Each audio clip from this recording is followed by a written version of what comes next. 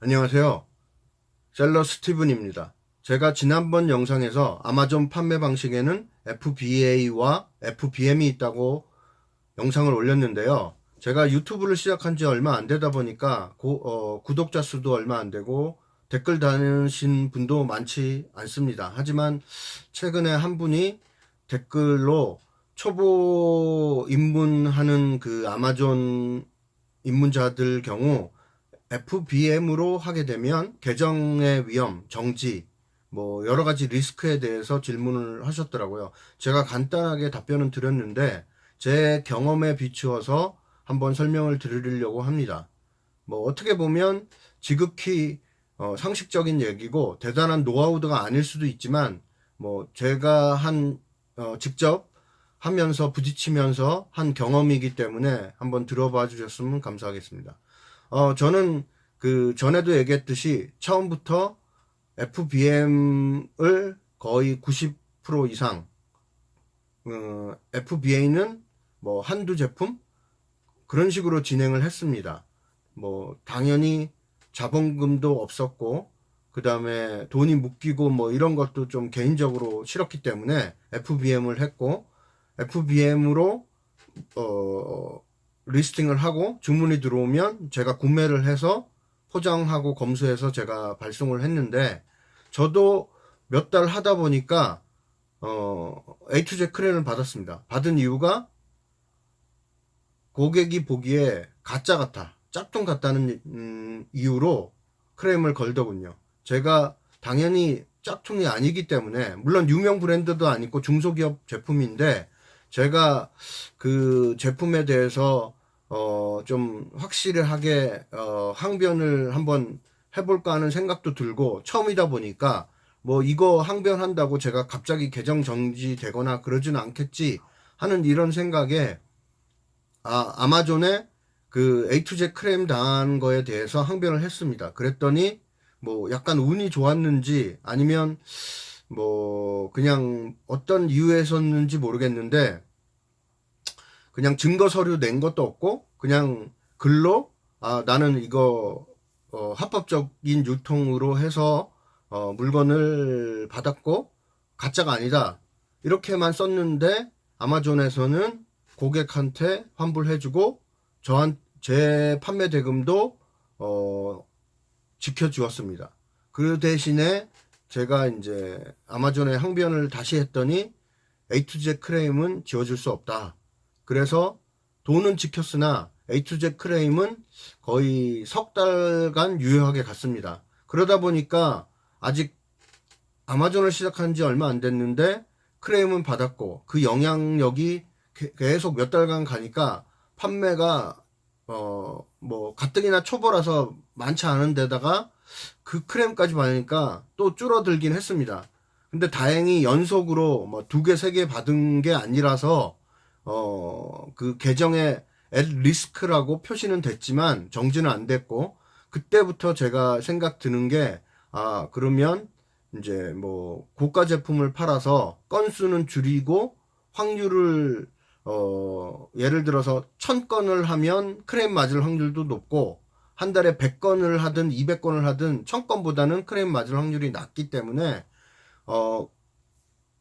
1000건을 해서 200만 원을 버냐 100건 200건을 해서 200만 원을 버냐 요 두 가지를 선택했을 때 200건을 해서 200만 원 버는 게 낫겠다 이런 생각이 혼자 제가 연구하니까 그렇게 들더라고요. 그래서 저는 고가 제품을 팔아서 한 개 판매를 했을 때 최소한 2만 원, 3만 원, 4만 원 뭐 그 이상 마진을 보는 제품도 당연히 있지만 지금은 그 당시에도 하나 판매했을 때도 2, 3만 원 이상 마진 남는 걸 찾아가지고 그렇게 했고 그러면서 주문이 들어오면 바로 고객한테 메시지를 보내서 지금 바로 내가 배송을 할 것이고 이 물건이 한 보통 일주일에서 2주일 빠르면 한 10일 오래 걸리면 2주 안에는 다 들어간다 이렇게 메시지를 또 보내고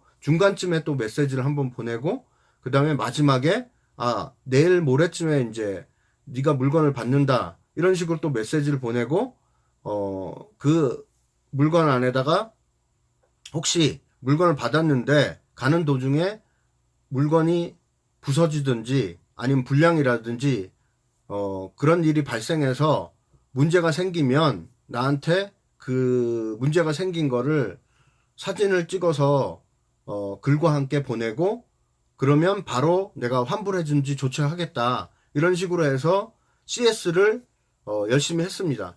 물론 저는 그 처음부터 그 전업이었기 때문에 시간 투자를 많이 해서 FBM을 했습니다.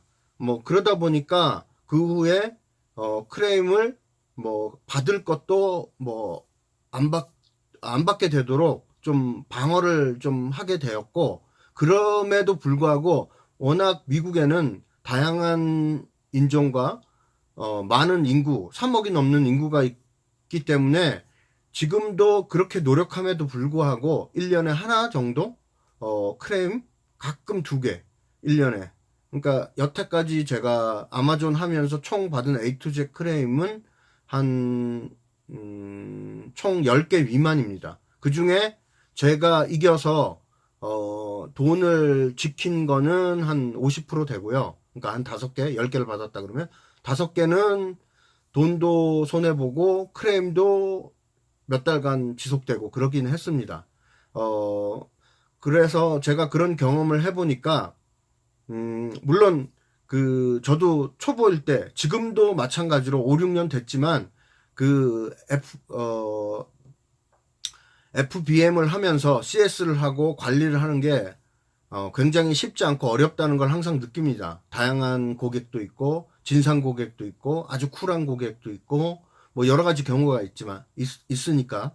그렇지만 그렇게 노력을 하니까 크레임 받을 것도 좀 방어가 좀 되고, 그 다음에 그만큼 제가 시간 투자를 하기 때문에 하나 판매해서 2,000원, 3,000원 뭐 이렇게 남는 것보다, 5,000원 이렇게 남는 것보다 최하 10,000원, 20,000원, 30,000원 이런 물건을 찾아서, 그 물건을 하나 찾는데 뭐 예를 들어서 뭐 한 일주일이 걸리더라도 일주일이 걸려서 물건을 리스팅을 하고 한 뭐 며칠 후에 주문이 들어왔을 때 한 개 팔려서 2, 3만 원이 남는다 그러면 훨씬 FBA나 아니면 뭐 저가 판매 제품을 하는 것보다는 효율적으로 생각이 들었습니다. 물론 저 같은 경우 지금도 제가 10가지 판매를 한다 그러면 고가 제품이 50%, 그 다음에 중가가 한 30%, 아주 저가가 10%에서 20% 있습니다. 저도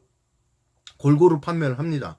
하지만 내가 확률적으로 혼자 감당할 수 있는 포장, 검수, 그 다음에 체크, 메시지를 보내고, 그 다음에 또 이게 또 물건을 선적하고 잊어먹지 않고 메시지를 또 보내고, 물론 그 아마존에 찾아보고 서드파티 툴에 찾아보면 이런 메시지를 보내고 이런 것도 자동화로 해서 일정 금액 한 달에 얼마씩 돈을 지불하면 다 그 템플릿에 만들어 놓은 거에서 자동으로 그 메일을 보내주고 메시지를 보내고 이런 게 있습니다. 하지만 그게 다 돈이기 때문에 저는 아까도 서두에도 말씀드렸지만 한 달에 1,000개 팔아서 200만원을 버느냐 100개만 팔아서 200만원을 버느냐 했을 때 저는 200개만 팔고 200만원을 버는 게 낫다고 생각합니다. 그게 당연히 효율적이고요. 그래서 저는 그 방법을 선택해서 지금도 이베이, 아마존에 리스팅을 하고 판매를 합니다. 물론 그 FBA도 예전에 그 초창기 때보다는 늘어서 지금 30에서 40% 정도는 하고 있는데, FBA는 제가 지난 영상에서도 말씀드렸듯이 원가가 보통 아무리 비싸도 10,000원을 넘지 않습니다. 그리고 보통 저렴한 거는 1,000원, 2,000원, 3,000원대에도 많이 있고요. 좀 비싸면 한 7,000원, 10,000원 하기도 하고, 그런 식으로 해서 저렴한 물건을 소싱해서 그 거의 대부분이 노브랜드 제품, 그런 거를 FBA에 팔고 있습니다. 그리고 머천트는 항상 그 고가 제품을 판매를 하고 이런 식으로 CS에 공을 들입니다.